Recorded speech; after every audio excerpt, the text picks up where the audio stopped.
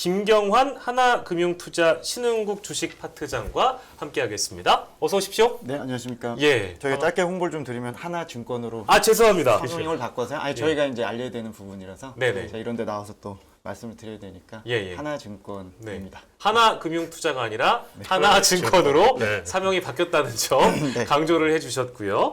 자, 중국 경제 얘기하려고 저희가 모셨는데 중국 경제가 참 어렵습니다. 어려운데 지표들을 보면 좀 헷갈리는 지표들도 많이 나오는 것 같고 네. 어떻게 일단 전망을 바라봐야 되고 전망을 해봐야 되는지 저희가 이제 들어보려고 모셨는데요. 자, 오늘 처음으로 소개해드릴 내용은 어떤 내용을 좀 저희가 준비했다고 봐야 될까요? 뭐 일단은 뭐 저희가 주식 위주로 봅니다만 네. 기본적으로 펀더멘탈 중요하니까 최근 중국 경제 상황을 좀 말씀을 드리면 뭐 제가 보는 입장에서도 굉장히 나쁜 것인지 아니면은 그래도 좀 희망이 있는 것인지 좀 헷갈릴 수 있는데 네. 전체적으로 2분기에 중국이 전년 동기비 한 0.4% 정도 성장하면서 네.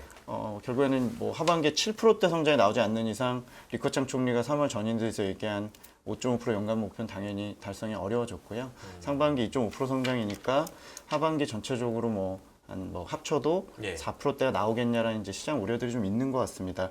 아시겠지만 중국 증시가 한 4월까지 폭락을 한번 했다가 예. 5, 6월에 미국장, 한국장 그렇게 힘든데도 반대로 이제 V자로 좀 오르면서 이제 그 기대라는 건 결국에 정책 효과에 대한 기대치 그리고 지난 4월 27일쯤에 최고 수뇌부 회의인 정치국 회의에서 부양하겠다 그리고 성장률 올리겠다는 이제 기대치 하에 시장이 5, 6월 달에는 V자로 좀 올라왔고 그게 결국에 지하실까지 갔던 중국의 경기가 지상까지는 좀 끌어올려 놨는데 예. 이제 7월 들어서 나온 지표들 즉 8월에 최근에 지금 저희가 확인한 7월 지표들은 다시 또 약간 슬로우 다운 되는 이제 그런 상황이고 상수로 볼 수 있는 게 두 가지였는데 예. 하나는 경기의 이제 반등 폭은 상단을 제로 코로나가 당연히 막고 있고요. 네. 그게 상수 하나고 두 번째는 상반기에 저점을 확인할 걸로 예상했던 부동산 경기가 생각보다 더 저점 확인이 지연이 되고 더 나쁘게 돌아가면서 네. 결국에는 두 가지 상수, 부동산과 제로 코로나가 경기 상단을 좀 막을 수 있겠구나라는 우려를 증시도 당연한 거고 최근에 그 금리가 또 하락을 하면서 침체에 대한 우려들 그리고 환율 시장 역시도 최근에 또 약세로 돌아서면서 예. 원화 환율도 약간의 이제 약세 압력을 좀 주고 있는 그런 상황입니다. 그래서 전반적으로 보면 4월 대비, 즉 상하이 락다운했었던 최악의 시기 대비해서는 올라와 있지만 역시 V자로 보긴 어렵고 사실상 금융시장은 현재는 L자 형태로 거의 기는 거 아니냐, 옆으로 가는 정도 아니냐를 예. 소위 말해 프라이싱을 지금 하고 있는 예. 그런 8월의 상황입니다. 제로 코로나는 상수고 부동산 문제를 지켜봐야 된다고 한다면 네. 부동산 문제 같은 경우에는 지금 거의 그러니까 부동산 시장이 10달 넘게 하락 추세에 있는 상황이잖아요. 네. 그거를 이제 중국 중앙정부가 어떻게 컨트롤할 수 있는가도 관건이긴 한데 그럼 그게 가장 중요한 포인트라고 봐야 될까요? 지금 시점에서는 어때요? 뭐 지금 7월 달에 중국 증시 조금 밀리면서 그 과정에서 특히 홍콩 시장이 많이 빠졌는데 예. 항상 이제 홍콩이 지난 4, 5년 동안 그나마 상해 신천 대비해서 굉장히 아픈 손처럼 홍콩 증시가 지속적으로 하락을 했는데요. 예. 이유는 시가총액 구성상 70%가 규제를 많이 받았던 금융, 부동산, 플랫폼 이런 쪽 경제 규중이 높다 보니까 수급이 외국인이 이제 주체가 바뀐 요인도 있겠지만 홍콩 시장이 굉장히 부진했고 7월에도 예. 부동산 문제를 반영하듯 은행주가 더 빠졌고 네. 또 은행 관련된 뭐 금융주들 또 건축 건설 관련된 시클리컬이라고 얘기하는 경기 민감주가 많이 빠져서 말씀하신 대로 부동산 문제가 어떻게 보면 유일하게 지금 예. 현재 내수 쪽에서는 가장 큰 문제가 아닌가. 그러니까 제로 코로나 같은 저희가 상상하기 좀 어려운 앞으로 예측하기 좀 어려운 변수를 제외하면 예. 기본적으로는 부동산이 가장 지금 핵심에 있다고 보여집니다. 지금 부동산이 그 일선 도시는 그래도 부동산 가격이나 거래량이나 이렇게 조금 돌아서지 않았었나요? 2선, 3선은 아직 네. 못 따라가는 것 같긴 하던데. 그러니까 지금 최근에 저희가 이제 부동산을 볼 때는 중이 워낙 크다 보니까 예. 이제 일선 도시 4개, 북경, 상해, 심천, 광주 이렇게 4개랑 2선 도시 한 20개 정도 그리고 3선, 4선까지 해서 한 최대한 200개 정도 도시. 사실 하나하나가 어떻게 보면 우리나라로 치면 뭐 도에서 가장 큰 도시급으로 볼 수는 있을 텐데 1, 2선 도시는 말씀하신 대로 5, 6월에 바닥을 찍고 주택 거래량이나 이런 것들이 회복을 하다가 네. 7월 이후에 이제 각종 뭐 모기지 상황 거부 사태나 그 중단된 공사가 중단된 단지에 있던 이런 문제들 모기지 이슈들 뭐 이런 디벨로퍼 이슈들이 좀 터지면서 또 관망으로 돌아서면서 일선, 그러니까 우리로 치면 거의 뭐 서울로 보면 강남 같은 일부 이제 파락군 지역 같은 지역이라고 할 수 있는 심천이나 광주 같은 몇 개 도시를 제외하면 기존 주택이나 신규 주택 거래는 다시 8월 달 이후에 좀 계속 떨어지고 있는 상태입니다. 그래서 이제 시장에서는 거의 매주 중국의 투자자들과 매니저들이 주간 단위로 나오는 이 거래 대금을 보고 있어요. 워낙 부동산이 지주 산업이고 예. 부동산 경제가 최악이다 보니까 부동산이 주택 거래가 작년 추세 대비해서 위에 있냐 아래에 있냐. 오류 거래는 1년 만에 지적하신 대로 10개월 넘게 예. 추세 밑에 있다가 네. 이제 증가세로 돌아섰다가 최근 추이는 1선 도시 제외한 나머지 2, 3선 도시, 특히 3, 4선 도시는 원래 재고가 많기 때문에 네. 이쪽 추이는 여간에서 아직은 살아나지 못하는 그런 상황입니다. 김경환 파트장께서는 이제 중국을 들여다보고 계시니까 근데 중국 시장 자체가 진단하기가 참 어렵다고 생각드는 게 중국 GDP의 한 4분의 1이 건설 부동산이 또 차지를 하고 있다면서요. 그러니까 중국 경제 성장률 끌어내리고 또 성장률이 낮아지는 게 뭐 지방 정부도 끌어내리고 지방 정부도 끌어내리면 중앙 정부가 어쨌든 컨트롤을 해야 되는데 거기다가 또 중국 같은 경우에는 통계를 또 어디까지 믿어야 되는가 이제 이런 부분들도 있고 잡히지 않는 그런 위험 요인들이 좀 많이 있어서 중국 상황 진단하기가 좀 쉽지 않을 거라는 생각도 좀 드는데요. 그렇죠. 사실은 제가 중국 부동산 얘기를 제 아는 차원에서 말씀을 드려도 두세 시간을 말씀드릴 수 있는데 그러세요? 워낙 그 중국의 예. 시멘트 경제나 예. 지방과 디벨로퍼, 그러니까 헝다그룹 같은 디벨로퍼들과의 유착 관계, 예. 또 그로 인한 토지 재종에 대한 의존도 말씀하신 부가가치에 대한 GDP에 차지하는 비중 이런 것들 자세히 보면 사실 굉장히 복잡하고요. 예. 그러니까 지금 중국 작금의 부동산 문제는 2016년으로 거의 거슬러서 이제 조금 더 돌아가서 생각을 해봐야 되는 게 2016년 전과 후로 이제 중국 부동산 시장은 나눠지거든요. 그러니까 99년에 시작해서 아주 짧고 압축적이고 거의 대부분의 부자들을 양산했던 부동산 시장의 압축 고성장이 예. 2016년에 도달해서 시진핑 주석 2기 때 이제는 방주불초라고 해서 이제 주택은 투기하는 게 아니다라는 얘기 하에 강력한 압박이 들어가기 시작을 합니다. 그래서 공급자라고 할 수 있는 헝다 같은 디벨로퍼 쪽을 계속 코너로 5년째 몰고 있고요.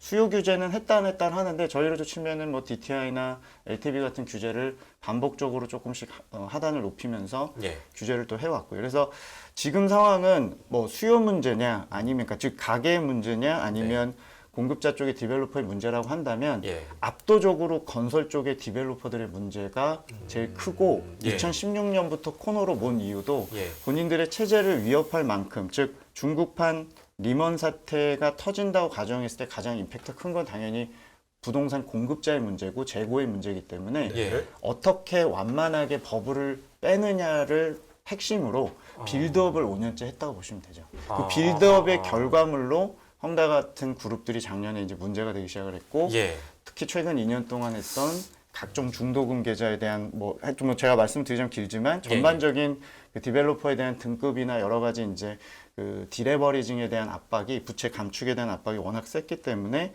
올해처럼 거의 1년 동안 이제 거래 대금이 주는 상황에서는 예. 이제 수익까지 주는 상황에서 완전히 이제 그로기 상태가 된 게 지금 디벨로퍼의 문제들이 터지는 그런 이제 핵심이라고 보시면 됩니다. 근데 보면은 그 상반기까지는 규제를 별로 이렇게 풀 생각은 없었던 것 같고 네. 대신에 뭐 지방채 공급 엄청 늘렸잖아요. 네, 네, 엄청 네. 늘려서 이제 지역 경기가 작은 경색으로 빠지는 건 맞겠다는 입장은 뭐 명확하게 한 것 같은데 네. 최근 들면서 보면 그 디벨로퍼에 대한 규제도 조금 완화하려는 정책들도 나오는 것 같고 네. 그다음에 수요 측에 뭐 그러니까 저기 일가구 다주택자들 뭐 이런 문제들도 조금씩은 완화하는 네. 제스처들이 나오는 것 네. 같은데 네. 그럼에도 불구하고 이 네. 부동산 시장 돌리기가 지금 쉽지 않은 상태인가요? 그러니까 제가 볼 때 2016년 이전에 중국이 부양으로 마지막으로 세게 돌아섰던 게 2014, 15년입니다. 저희 그렇죠. 박스피 한 3년 있었고 네. 중국이 대대적인 부양을 하고 2012년부터 계속 흘러내리면서 국내도 영향을 줬던 마지막 막판 15년쯤에 지금보다 어떻게 보면 더 재고가 많이 쌓였고 굉장히 위기가 한번 왔었기 때문에 그때 당시엔 굉장히 공격적으로 금리 인하나 각종 행정 규제 완화를 하면서 부양을 마지막으로 했었고 이번 사이클은 제가 이해하기로는 5년 동안 슬슬 코너로 계속적으로 몰다가 최근 2년 전에 팬데믹이기도 했습니다만 그 구간에 디벨로퍼 관련된 부채 등급 3 레드라인이라고 해서 각종 이제 레드라인 등급을 매겨서 예. 신규 대출과 채권 발행은 안 된 지가 이미 영내에서는 3, 4년이 넘었고 예, 그렇죠. 이미 대출을 롤오버라도 당연히 해줬어야 되는데 그것조차도 등급에 따라서 차등 적용해서 줄이는 형태로 가면서 한번 네. 타격이 왔고 네. 그리고 이제 최근에 중국 뉴스 보시면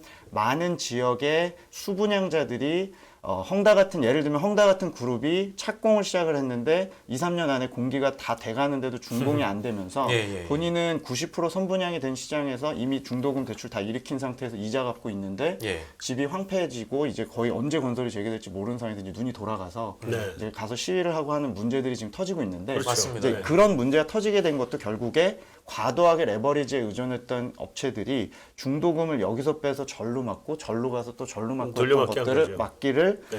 이제 정부가 2년 전에 차단을 했거든요. 네. 말하자면 현금 서비스라는 디벨로퍼 입장에서 완전히 이게 막히다 보니까 예. 사실상 이제 그 엄청난 타격이 들어왔다 보시면 됩니다. 즉 중국 정부는 중국 정부 입장에서 보면 결국 구조조정을 원하고 있고 네. 이 구조조정 과정에서 이제 생겼던 거기 때문에 사실상 디벨로퍼에 대한 부양책은 과거 2016년 전에 강도가 100이었다면 지금은 사실 부양의 강도가 공급자도 그렇고 수요자도 그렇고 5, 60%밖에 안 되는 문제다 보니까 말씀하신 대로 엔간에서 여러 가지 문제 때문에 회복이 지연되고 있고 예. 이제 그런 상황에서 7월 이후부터 가게까지 이제 여론이 악화되고 수분양자들이 생각지도 못한 그러니까 중국에서는 굉장히 이례적인 집단 행동들이 나오다 보니까 그렇죠. 예, 예. 이것까지는 막아야 되겠다는 생각에서 네. 이제 일종의 디벨로퍼의 이제 그 어떤 입주를 위한 2, 3년의 연명을 시켜주는 형태의 네. 이제 개입이 들어오고 있어서 네. 이제 시장 입장에서는 뭐 그거라도 어디냐라고 생각할 수는 있는데 그 과정이 워낙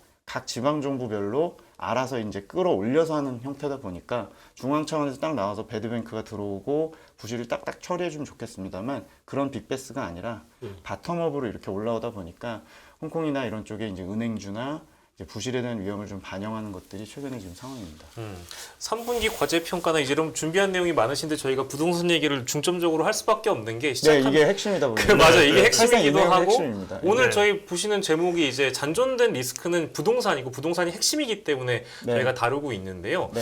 그 어차피 얘기가 나올 질문이기도 해서 그러니까 지금 말씀 들어보면 뭐 중국 내부에서는 제2, 제3의 헝다 사태는 언제든지 다시 터질 수 있다는 상황 말씀처럼 들리네요.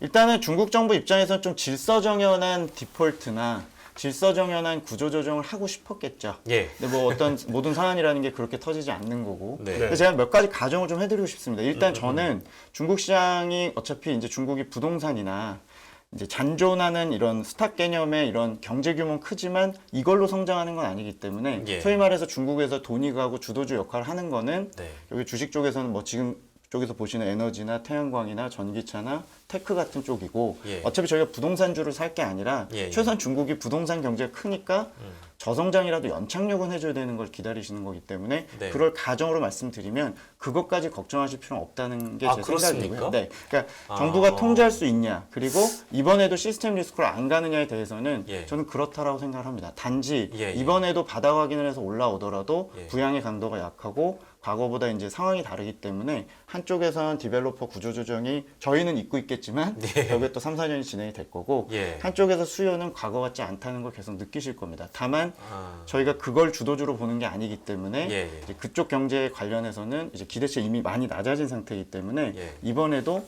통제할 수 있냐에 대한 부분과 금융 시스템이나 어떤 가계 문제로 확산되는지만 보시면 되는데요. 예, 예. 저는 일단 중국 부동산은 보유세 개념이 사실상 없고 예. 종부세라는 게 도입되지 않아서 다주택자 중과세가 엄청난 매물을 저희가 이제 100% 알 수 없는 그 물량들이 쏟아져 나오기 전까지는 본격 게임이 아니라고 생각을 하고 있고요. 예, 예. 작년에 그 유명했던 공동부유 정책에서도 예.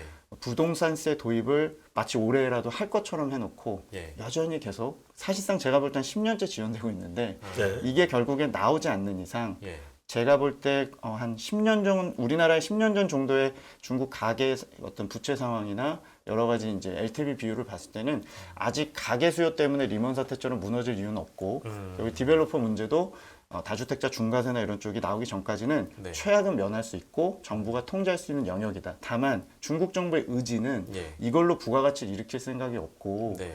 좀 이상적입니다만 질서 정연할 수 있다는 생각이 있기 때문에 이런 식으로 저희가 계속 2, 3년 동안 반복적으로 불황 리스크와 또 괜찮다의 리스크를 반복할 가능성이 높다는 거는 높은 확률로 생각을 하고 있습니다. 어, 네, 가정이 그렇습니다.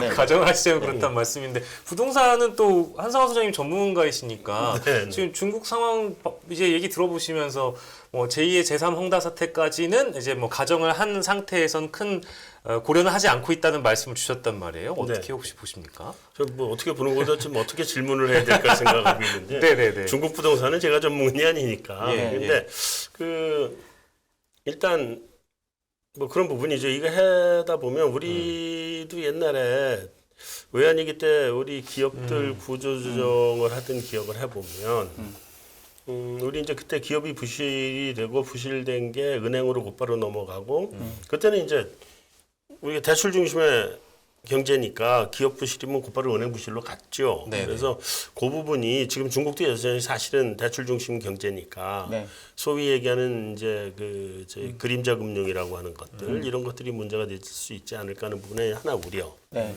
그다음에 이제 두 번째는 사실 뭐 그거 다 모든 사람들이 그거 지금 우려하고 있는 거죠. 네. 옛날보다 많이 줄었다고 하긴 하던데 그래도 네. 좀 우려하고 있는 부분이고 네.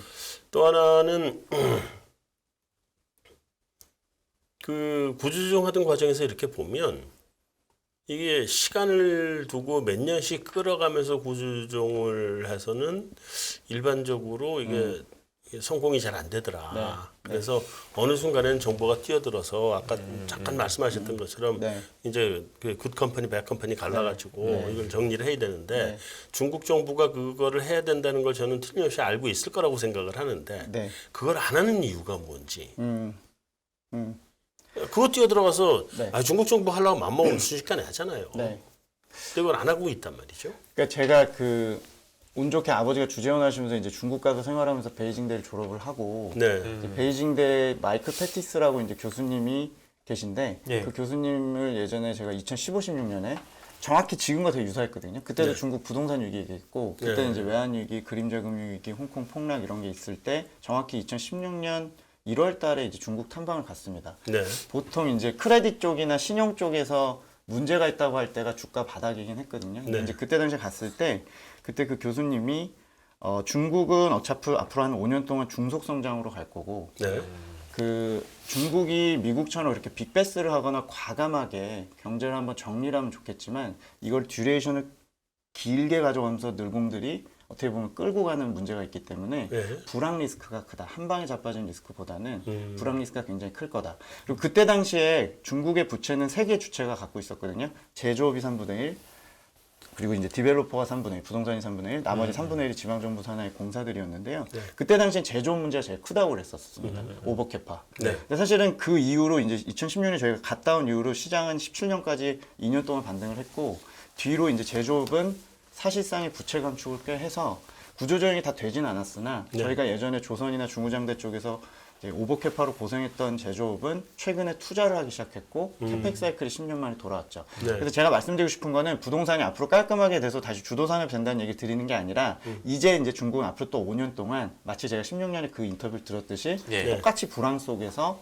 구조조정을 또 듀레이션을 길게 가져가면서 가져갈 가능성이 높다는 게 하나고 네. 최근에 인민은행에서 2분기에 통화정책 시행법을 얘기하면서 그런 질문을 했거든요. 기자들이 부동산 침체 얘기하고 네. 대출이나 이런 쪽에서 너무 급감하고 있다. 부동산 쪽으로 대출이. 네. 그러면서 한 얘기가 신고 산업이 이제 계획 경제니까 신고 산업이 전환하는 과정에서 말하자면 본인들이 밀어주는 산업 쪽으로는 대출이 가고 기존에 금리 상관없이 대출을 많이 땡겨갔던 지방 정부나 부동산이 이제 못 가져가게끔 작은 애들이 5년째 차단을 했기 때문에 네. 그게 줄어들면서 총량 대출이 주는 거는 자연스러운 현상이다라고 인정을 하더라고요. 이제 그 얘기는 지금 중국이 금리가 아마 콜금리나 대출금리 보시면 깜짝 놀라실 것 같은 게 최근 5년 동안 거의 저점까지 떨어졌습니다. 네. 그만큼 자금 수요가 과거 같지 않다는 건데 중국이 분명히 지금 에너지나 제조업으로 전환하는 과정에서 이 부동산이나 이런 것들은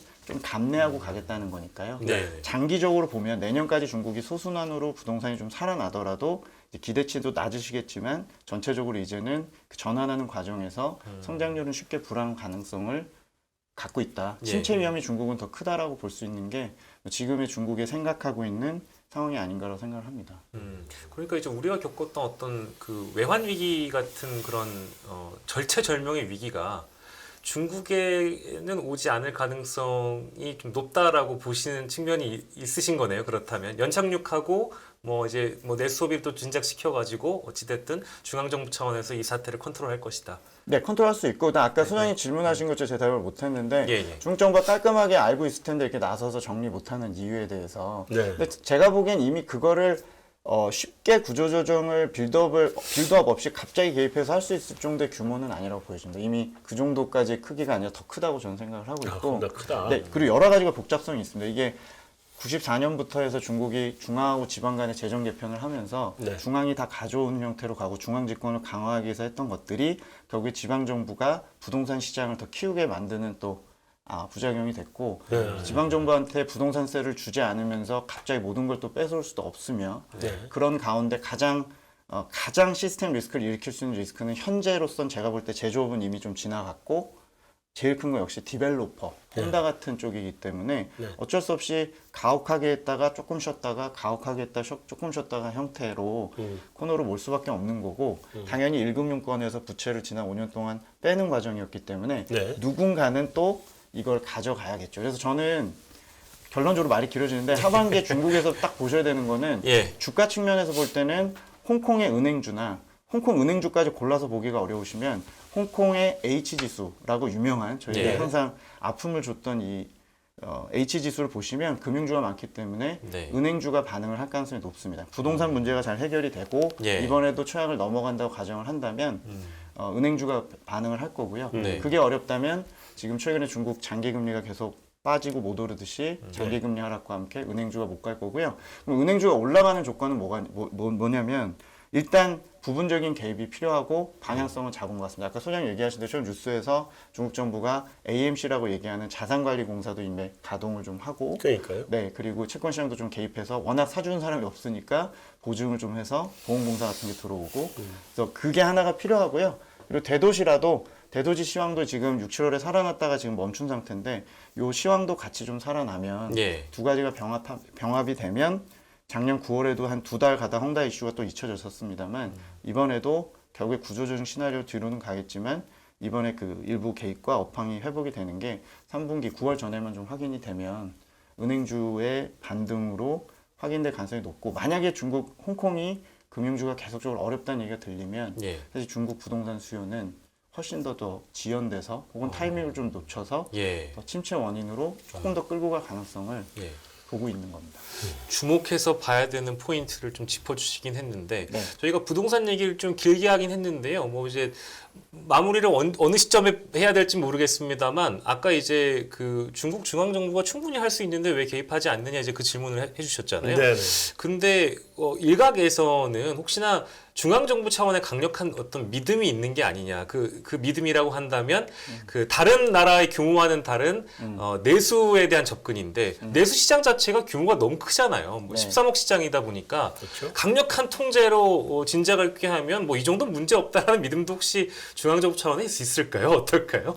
그 최근에 좀 행보를 보면 제가 애널리스트 관점에서 그러면 안 되지만 좀 정책이 답답할 때가 많은 게 그러니까 이제 저야 이제 약간 그래도 중국 정책이 친화적으로 생각을 해보려고 노력을 하지 않습니까? 근데 예. 이제 아무래도 그 규제는 좀 선제적으로 하는 경향이 있었고 네. 굉장히 장기적으로 하고 있는데 예. 부양에 대해서 특히 소비 부양에 대해서는 지금 많은 기관 매니저도 그렇지만 조금 미온적이고 좀 생각보다 강하지 않고 마치 자생적인 걸 또 회복되기를 기다리는 형태로 좀 나오다 보니까 그거에 대한 간극은 좀 있는 것 같습니다. 그래요. 네, 그러니까 뭐 예를 들면 소비 쿠폰을 더 날릴 수도 있고, 그렇죠. 재정을 네, 직접적으로 할 수 있는데 예. 최근에 중앙정부가 직접 나서서 하는 소비 부양책은 사실은 자동차, 전기차밖에 없거든요. 물론 이제 그게 효과가 크니까 그럴 수 있겠지만 예. 전반적으로 봤을 때는 고용이 안 좋은 상태에서 뭐 화끈하게 산업 규제를 풀던지 네. 그래서 고용이 빨리 좋아지고 구매력이 좋아지든지 해야 되는데 지금 현재는 제로 코로나 유지를 하면서도 불구하고 소비 부양책이 좀 미온적이기 때문에 뭐 국내 화장품이나 여러 가지 충격을 이미 받았습니다만 네. 전체적으로 지방에 좀 맡기는 경향이 있어서 네. 뭐 그게 말씀하신 대로 뭐 믿음일 수도 있지만 상대적으로 마치 제로 코로나로 인민의 건강을 지켰으니 나머지 부분은 네. 따라오게 그냥 기다리겠다라는 것처럼 예. 직접적인 소비 부양책을 조금 자제하는 게 제 개인적으로 좀 아쉽고요. 예. 다만 상반기에 이제 돈을 좀 많이 풀었고 예. 여전히 또 인프라 쪽에 좀 집착을 하고 있고요. 그리고 최근에 중국의 대출은 대부분 인프라 쪽에서도 토목공사나 건축보다는 예. 계속 에너지, 태양광 이런 쪽으로만 들어가고 있어서 예. 사실 중국에서 주도주 고르는 건 굉장히 쉽습니다. 저는 그래서 본토 증시는 걱정을 크게 안 하는 게 예. 본토 증시는 또 제조업이 70%다 보니까 구조조정도 끝났고 네. 돈은 그쪽으로 계속 쏠리고 네. 중장기 대출은 그쪽에서 그나마 쓸 수 있거든요. 네. 빅투지나 정부 투자. 그래서 뭐 그쪽에서 소수의 이제 그런 것들은 효과가 나오고 주도주가 계속 가려고 하는데 문제는 홍콩 증시나 예. 홍콩 증시가 반영하는 중국 내수 상황을 바라볼 수밖에 없는 우리나라 입장에서의 중국 관련주들은 예.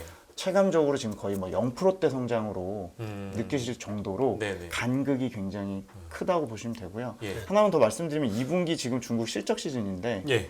완전히 제가 말씀드린 부분으로 지금 실적이 갈려 있거든요. 네. 제조업하고 서비스업이 완전히 갈려 있고 예. 그리고 전기차, 자동차, 테크 쪽은 좋으나 예. 그러니까 2분기 더 좋아졌고 반대로 이쪽에 그 부동산 밸류체인이나 소매 유통 뭐 이런 건 말할 것도 없고 예. 인터넷 플랫폼도 말할 것도 없고요. 예. 그래서 조금 제 생각엔 소비 부양책보다는 과감한 산업 규제 완화를 좀 해주면 좋은데 글쎄요 뭐 여러 가지로 좀 본인들 빌드업한 것들을 또 무너뜨리기 싫어서인지 예. 뭐 명분이 있어서 그런지 모르겠습니다만 그런 부분이 지금 현재 많은 민간 부분의 자생적인 회복을 좀 막고 있고 산업 규제가 좀 느리다 보니까 관망하는 경향들이 최근 자금 흐름에서 좀 양극화로 좀 보여집니다. 예.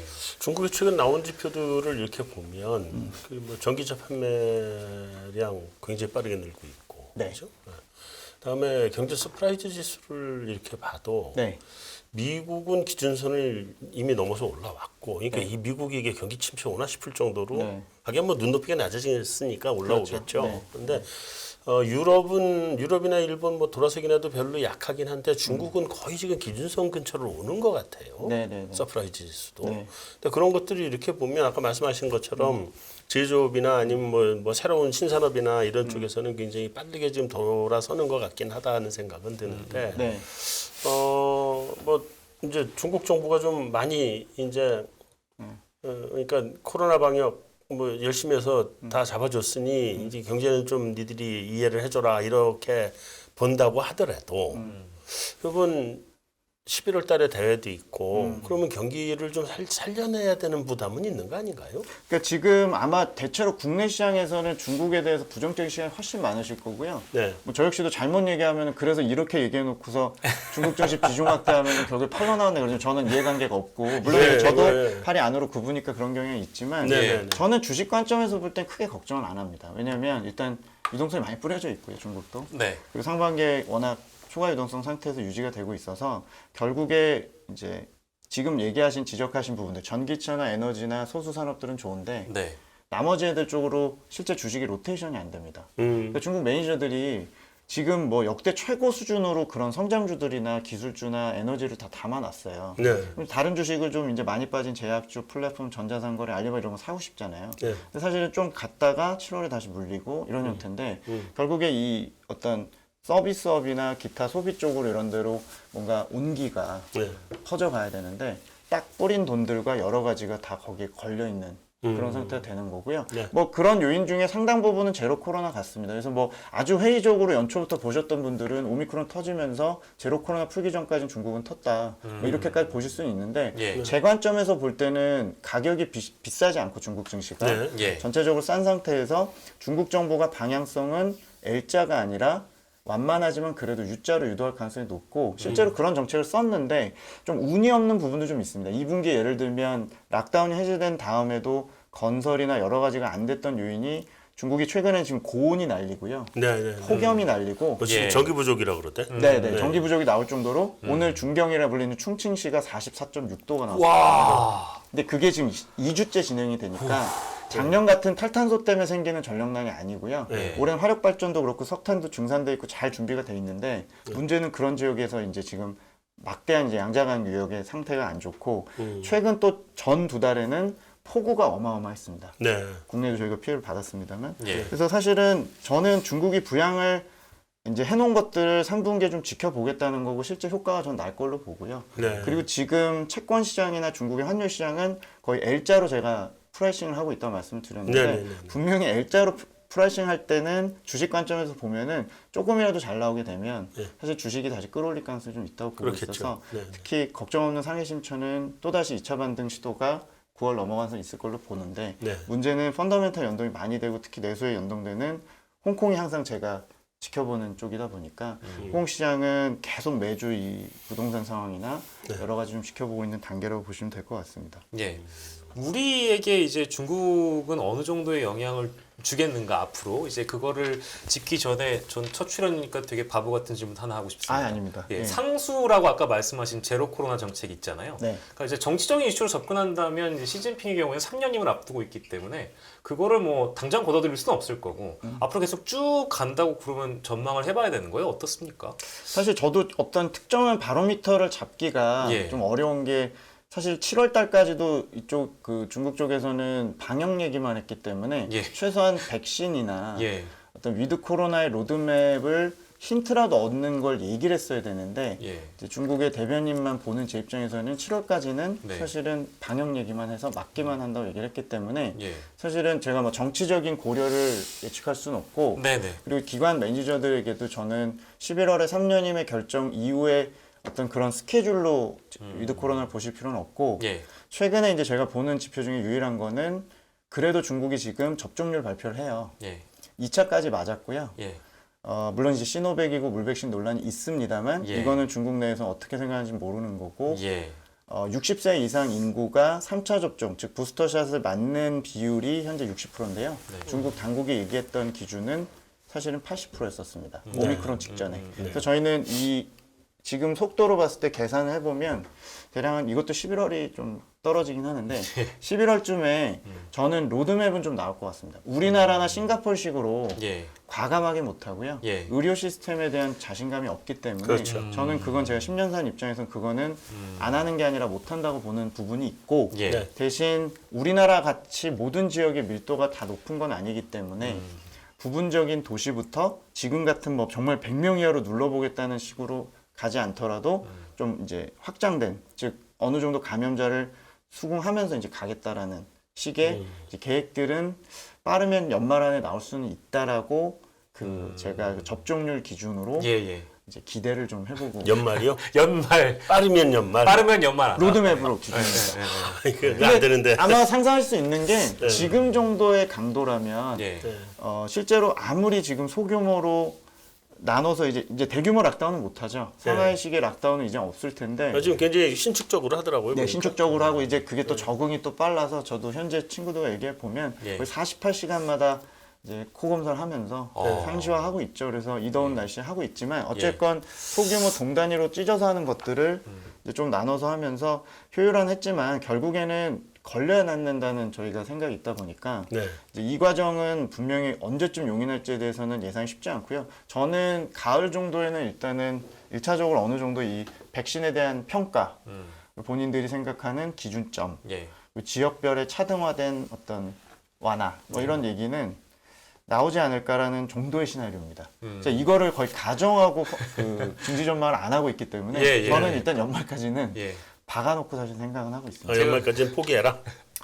포기까지는 아닙니다만 뭐 기본적으로 그거를 박아놓고 네. 나머지 정책과 부동산의 대응을 보면서 예. 이제 그 정도 펀더멘탈을 보고 있는 상태라서 어떻게 보면 좀 심할 수도 있겠지만 네. 뭐 좀 보수적으로 말씀을 드립니다. 나 뭐지 좀 순진한 질문을 드린 이유가 뭔가 딜레마이고 좀 역설적이라고 생각 드는 게 돈 찍고 돈 풀어서 뭐 하겠어요 제로 코로나인데 그러니까 이제 그게 좀 뭔가 말이 안 맞는 정책적인 방향이 좀 안 맞는 것 같아서 그런 생각이 들어서 그런 순진한 좀 질문을 드린 거고 자 그래서 이제 중국의 이제 이런 상황이 우리 경제에 어떤 영향을 끼치는지가 제일 중요하잖아요. 좀 거시적으로 봤을 때 어느 정도의 영향을 줄 거라고 봐야 될까요? 저는 이번 8월 달이 일단 최악을 통과한다고 생각합니다. 그러니까 국내 입장에서 대중 수출, 예. 지금 적자가 일어나는 대중 수출과 수지 안 좋죠. 네, 그리고 중국의 전반적인 투자 경기나 부동산 같은 이런 경기가 주는 악재들은 일단 3분기에 바닥을 통과한다, 그러니까 최악을 통과하다 보는 이유. 첫 번째는 예. 부동산 문제는 제가 아까 말씀드렸지만 굉장히 복잡하지만 제한적이나마 정부 개입과 업황 회복을 통해서 그러니까 저희가 바닥 확인해서 조금 예, 올라오긴 할 예. 거다. 그리고 중국이 최근에 그 수입을 많이 안 해요. 그러니까 우리나라가 대중적자지만 예. 대중국 수출이 적자지만 사실 독일이나 일본이나 베트남이나 아세안 국가들이 대부분 중국 대상으로 다 적자입니다. 예. 물론 이제 저희 포트폴리오가 문제가 있는 건 저도 인정을 하는데 네. 기본적으로는 이 적자 구조가 저는 아주 고착화돼서 계속 장기화되진 않을 걸 개인적으로 보는 이유가 예. 중국이 최근 6개월 동안 재고 조정 압력이 굉장히 높아지면서 선 수출 재고 소진을 먼저 한 후에 수입을 굉장히 이상하리만큼 안 하고 있거든요. 전 여기에 공급망 문제도 있고 예. 우한 때도 저희가 봤습니다만 2020년에 갑자기 재고가 쌓이는 문제들이 제조업에서 확인이 되고 실제로 제가 보는 모든 중국의 제조업 지표들은 예. 전체적으로 재고가 상당히 좀 많이 쌓여진 상태입니다. 물론 출하 대비해서 재고를 봐야 되지만 예. 재고의 절대적인 레벨이 굉장히 높은 편이라서 최근 수입 급감의 원인은 우리나라 제품만 안 하는 건 아니고 예. 본인들의 재고 조정 압력이 크다고 보고요.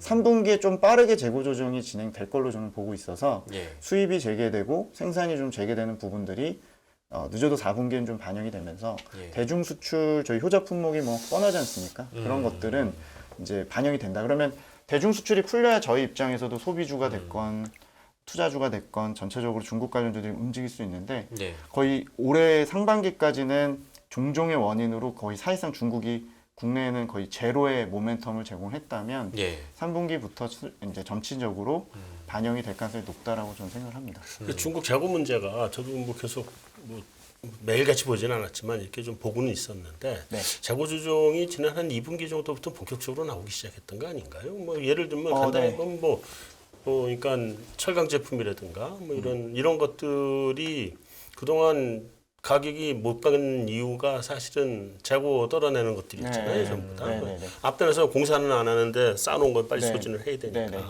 근데 중국이 그런 면에서 이제 어떤 면에서는 원자재 가격을 좀 많이 낮추는데 기여를 해줘서 우리한테 네, 좀 네. 도움이 돼준 측면이 있긴 한데 또 반대로 코로나 락다운하면서 스마트폰도 안 팔려, 뭐도 안 팔려 이러다 보니까 반도체 수출도 네. 별로 안 좋고 네. 뭐 이랬던 문제들인데 재고 조정이 제가 여태까지 본 바로는 짧으면 한 2분기, 길면 한 3분기.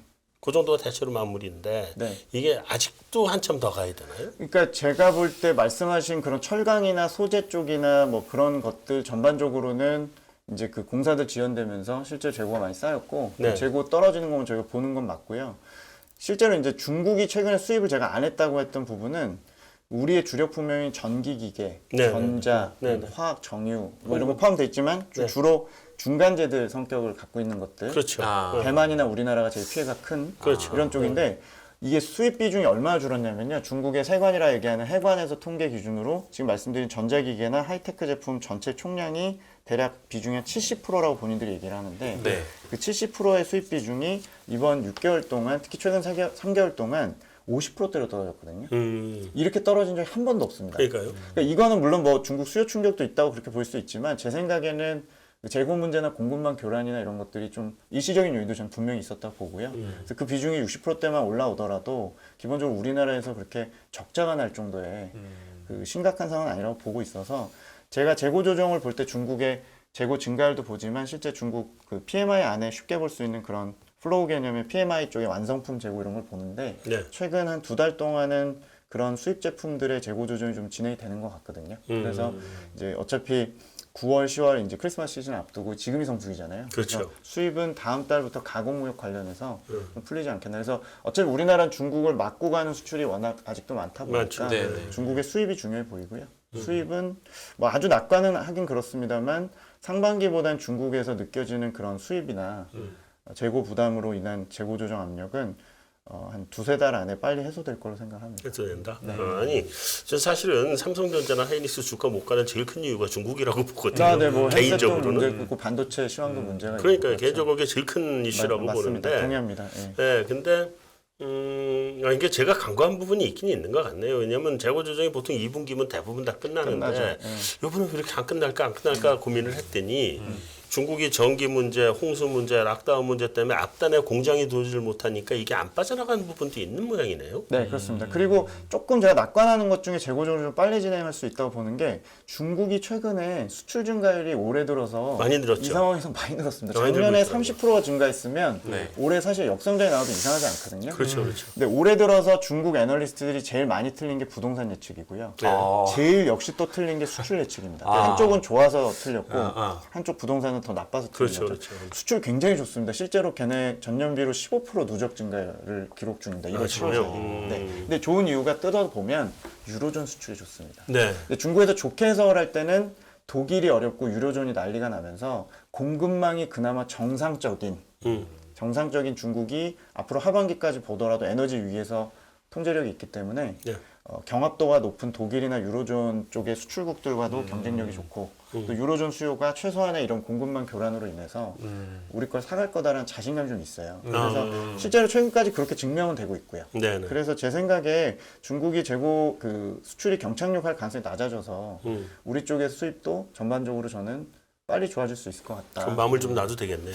뭐 최악은 전 지나고 있다고 지금 생각합니다. 네. 설명을 듣고 나니까 좀 이해가 되는 게 가장 최근에 나왔던 지표 중에 수출 지표를 보면 수출은 너무 좋은데 성장률이 낮아서 이제 일반 분들은 이거 왜 이런 거야? 중국 안 좋다는데 뭐가 안 좋은 거지? 이런 생각을 할 법도 하거든요. 근데 네. 이제 설명을 듣고 나니까 어느 정도 이해가 된 것 같고 아까 이제 중간재 얘기를 해주셔서 이제 산업의 구조가 중국이 변화하고 있잖아요. 구산업에서 신산업으로. 네. 근데 그게 사실은 우리는 수출을 하는 입장이다 보니까 그런 방향이 장기적으로 봤을 때 우리한테 좋은 걸까요? 어때요? 당연히 나쁘다고 봐야 나쁘죠. 될 것 같고요. 네. 중국이 뭐 자급도 올리고 수입 의존도 낮추고 예. 본인들 계속 국산화하는 게 그렇죠. 지금 굉장히 사활을 걸고 있는 부분이다 보니까 네네. 이미 뭐 배터리도 계속 이제 경합도 높아지고 뭐 어떻게 보면 중국 내에서 이제 반도체 제외한 예. 나머지 소재 부품들도 그렇고 또 에너지는 저희 쪽하고 관계는 없지만 네. 에너지도 자급도가 굉장히 사활을 걸고 있어서 그렇습니다. 그래서 저희가 11월 이후부터 시작되는 이제 그분의 3년인 가능성이 높은 20기 지도부의 네, 네, 네.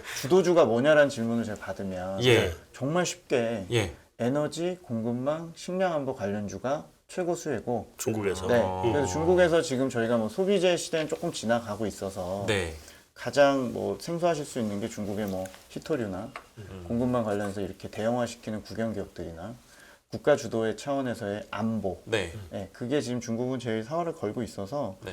그런 거를 집착한다는 거는 저희에 대한 대체가 계속 빨리 늘어날 수 있다는 거고 오히려 역으로 저희를 또 괴롭힐 수 있는 부분도 될 수 있기 때문에 그렇습니다. 예, 그런 쪽에 이제 중국의 기업들은 제가 보고 있고 예. 국내 입장에서는 포트폴리오 다변화가 빨리 진행이 돼야 예. 중국에 대한 어떤 의존도나 예. 이런 것들도 낮아지지 않을까 생각을 하고 있습니다. 시간이 얼마 네. 안 남았으니까 제가 빨리 하나 뭐 질문 하나 드리고 싶어서. 네. 지금 미중 간의 갈등 때문에 이제 그 뉴욕 증시에 상장돼 있는 그 중국 플랫폼 ADR 기업들, 네. 걔들 지금 자진 상폐해야 되네 뭐네 이런 얘기들 막 나오더라고요. 네. 그건 앞으로 어떻게 봐야 되나요? 일단은 2024년까지 대략 한 280개 정도 되는 중국 ADR 기업들은 일단 회계감리 문제가 해결이 안 될 경우에는 부분적으로 상폐가 되거나 네. 이제 그렇게 될 텐데 네. 최근에 이제 5개 국영 기업들은 소위 말해 C자가 붙는 정말 최우선 중앙국유 기업들이라서 네. 비중도 작고 어차피 거기서 거래 대금이 낮아서 중국 정부가 이제 일종의 뺀 것 같고요. 약간 네. 대만 이슈도 있는 것 같고 그래서 네.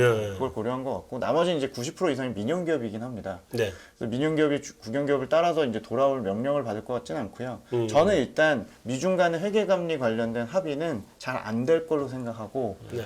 말하자면 홍콩과 2차 상장까지 같이 할 수 있는 일부 기업과 괜찮은 기업과 아닌 애들로 좀 나눠지고 다만 과거 이제처럼 그런 이슈가 있을 때마다 전체 ADR이 다 같이 빠지고 이런 이슈보다는 네. 개별 이슈 돌아올 수 있는 애들로 조금 전환될 것 같고 투자자들에겐 저는 계속 홍콩으로 물론 아직 기회를 못 받았습니다만 네. 내년이라도 좀 일부 회복이 되면 계속 수급 주체는 홍콩에 있는 쪽으로 네. 이동하시기를 좀 권고드리고 있습니다. 저는 조금 회의적으로 본다고 보시면 될 것 같아요. 예. 알겠습니다. 네. 우리 파트장님 인사이트가 엄청나신 것 같아가지고 좀 마음이 급해가지고 그랬습니다. 제가 이제 우리 파트장님을 오늘 뵙고 또 언제 뵐지 모를 것 같아서 이 질문을 마지막으로 드리고 보내드리는 게 좋을 것 같습니다.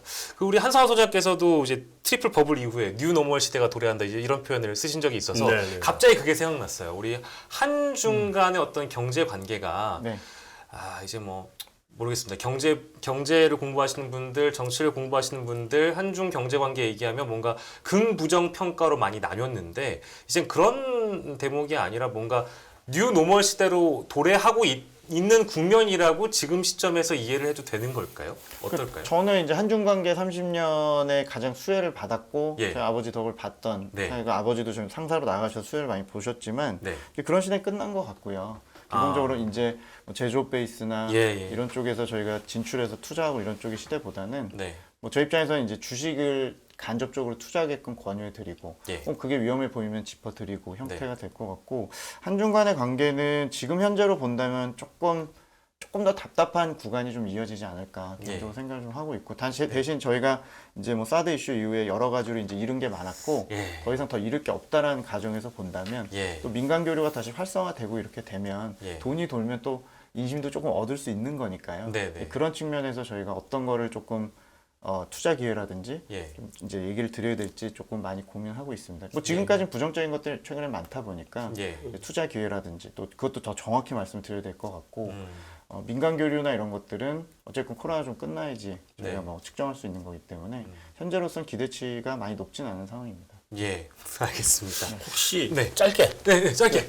한한령은 앞으로 좀 어떻게 전망을 하세요? 중요한 문제죠.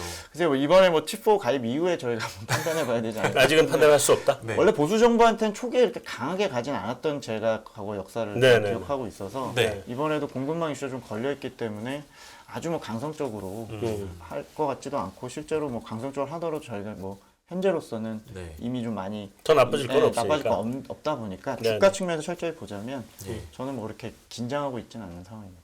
알겠습니다. 예, 걱정을 좀 오늘 더는 시간이 되었던 것 같다는 네. 생각이 좀 들었습니다. 예, 데이터로 항상 확실한 근거를 갖고 말씀을 해주시는 분 같네요. 김경환 하나증권 그렇습니다. 하나증권 신흥국 주식 파트장님과 함께 했습니다. 고맙습니다. 감사합니다. 고맙습니다.